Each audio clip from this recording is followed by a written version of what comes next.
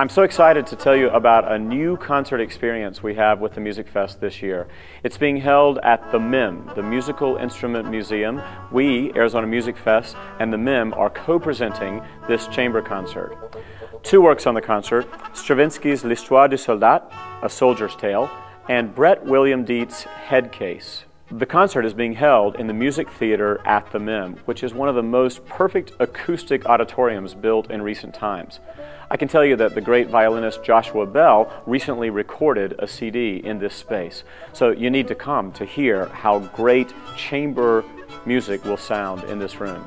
Igor Stravinsky wrote A Soldier's Tale during the First World War, and because of the decimation of life during the First World War, Stravinsky began writing for smaller ensembles. Think about what he wrote before the First World War. Petrushka, The Rite of Spring, The Firebird Suite, all for very large orchestra. This work was written for a 7-member ensemble plus narrator and 3 actor/dancers. It's the story of the devil luring the soul from someone. It's very much a Faustian story, or from where I come from, the devil went down to Georgia kind of story. But the story is told through examining one's soul as a violin.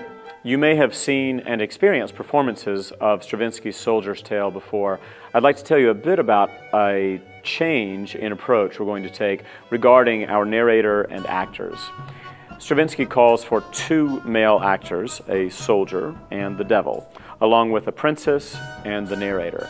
We actually are only going to have 1 actor portray both the soldier and the devil. We shall pre-record the lines and miming of the devil so that when the soldier is reacting to the devil, he will be reacting to himself on a video screen. Very excited about this concept that makes it a much more psychological approach than one would particularly think. Brett William Dietz is a living composer, and at the age of 29, out of the blue, he suffered a major stroke. He'll be here with us to tell you in detail of how this came about, but imagine feeling that you are in the prime of your life and in great health, and the next thing you know, you're waking up in a hospital after being in a coma for a while, recovering from a stroke.